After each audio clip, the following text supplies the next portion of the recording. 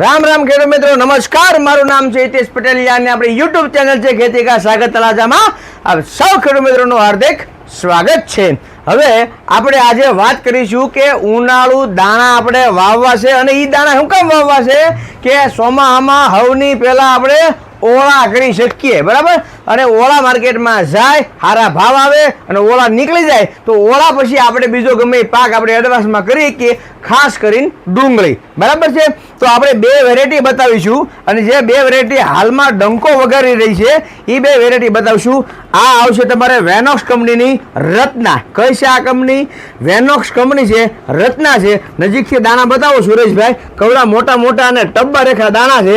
આમાં ઘડીકમાં તો તમારી જૂની ઓવણી તો હાલે નહીં, બરોબર. મોટા દાણા છે, ફર્સ્ટ ક્લાસ. આ આવશે તમારે વેનોક્સ કંપનીની 77 નંબર, બરોબર છે. બતાવો સુરેશભાઈ, દાણા ફર્સ્ટ ક્લાસ. આ 77 નંબર છે, બરોબર છે. હવે આપણે તમને બોક્સ બતાવી દઈએ સુરેશભાઈ કે આ તમારે વેનોક્સ કંપનીનું રત્નાનું બોક્સ છે. આ રીતનું આવશે. આ આવશે તમારે વેનોક્સ કંપનીનું 77 નંબર અને આમાં આ રીતનું બોક્સ આવશે. હવે વાત કરીએ ભાવની, બરાબર છે. તો જે રત્ના આવે છે, આવડા રત્ના આવે છે આ, બરોબર. તો આ આવશે 20 કિલો. કેટલા કિલો? 20 કિલો આવશે.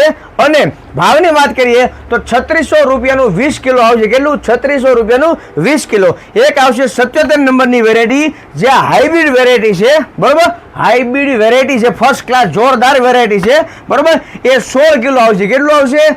16 કિલોની બેગ આવશે. ટૂંકમાં આજે આખું પડીકું છે ને બાંધો આખો, એ 16 કિલોનો છે. અને એ તમને કહું 3250 રૂપિયાનું આવશે. કેટલું? 3250 રૂપિયાનું. પણ ખાસ આગ્રહ મારો તમને એવો છે, કે તમે જ્યારે દાણા વાવો છો ત્યારે એની દાણાની સંખ્યા જળવાઈ રહીને એવી રીતે વાવજો. એટલે કે 16 ગુઠાના વીઘાની માલિપા કમસે કમ તમારે 25 કિલોથી માંડી અને 30-32 કિલો સુધી દાણા વાવવા જોઈએ. કારણ કે એમાં આપણે મગડીએ જે 11 નંબર કહી છે, 2 નંબર જીતું કહી છે, 5 નંબર છે, 9 નંબર છે, 20 નંબર છે, 22 નંબર છે, 32 નંબર છે. આ બધી સિંગના દાણા આવે નાના અને આના દાણા આવે છે ટબ્બા રેખા મોટા, બરાબર છે. હવે આમાં મુશ્કેલી શું થાય કે મેં તમને જે દાણાના નામ આપ્યા છે કે ભાઈ 32 નંબર છે, 22 નંબર છે, 20 નંબર છે, 5 નંબર છે, 9 નંબર છે, એની તમારે આખી હાર કરવાની, હાર કતરી મૂકી દેવાની 50 દાણાની. અને 50 દાણા તમારે રત્નાના અથવા 77 નંબરના મૂકવાના, બરોબર છે. કે એની હાર કતરી ઉલટી લાંબી થશે. શું કામ? કારણ કે એના દાણા આવે છે મોટા. એટલે કે આપણે વજનમાં જો ગણીએ, વજનમાં કે ભાઈ બે એમાં આપણે 25 થી 30 કિલો વાવવાની છે. કેટલી? 25 થી 30 કિલો 16 ગુઠાના વીઘા પ્રમાણે વાવવાની છે. તો દાણાની સંખ્યા એમાં પૂરતી આવવી જોવે. એટલા માટે આ 20 કિલો છે અને આ તમને કહું 16 કિલો છે. અને એ પ્રમાણે તમારા વીઘા પ્રમાણે તમારે ફળ કરવાની છે કે મારે કેટલા દાણા જોવે. જો તમને ખ્યાલ ન હોય તો તમારે દુકાનદારને ખાલી એટલું જ કહેવાનું છે કે ભાઈ મારી પાસે 5 વીઘા, 7 વીઘા, 10 વીઘા, 15 વીઘા, 25 વીઘા, 30 વીઘા કે 50 વીઘા છે. એવી રીતે તમને એમને મેનેજ કરીને તમને દુકાનવાળો આપશે. તમારે ખાલી કહેવાનું કે મારે 25 કિલો લેખે ઉતારવી છે. સારી જમીન છે, પાડાના કાન જેવી જમીન છે, જોરદાર જમીન છે, બરાબર. અને પાણી સારું છે તો તમે 25-28 કિલો નાખો તો પણ સારું. જો જમીન તમારી વેગરાવાળી, ટાશવાળી, પથ્થરવાળી જમીન છે તો 30 કિલો તમે ફરજિયાત તમતાર બિયારણ એમાં આપજો, બરોબર. જો મોળું પાણી હોય, ખારું પાણી હોય, ભાંભળું પાણી હોય તો તમારે 30 કિલો તો આપજો. તેમાં તમને વધારે સારો ફાયદો મળશે. બીજા નંબરમાં પટની વાત કરીએ તો તમે આંબા પટ હાઈ ક્લાસ રીતે આપી શકો. પટ આમાં તમે આપી દેવાનો છે, બરોબર. કેવી રીતે? કે ભાઈ ફૂગનાશક પટ આપો તમારે અને મૂળાનો પટ આપી શકો છો.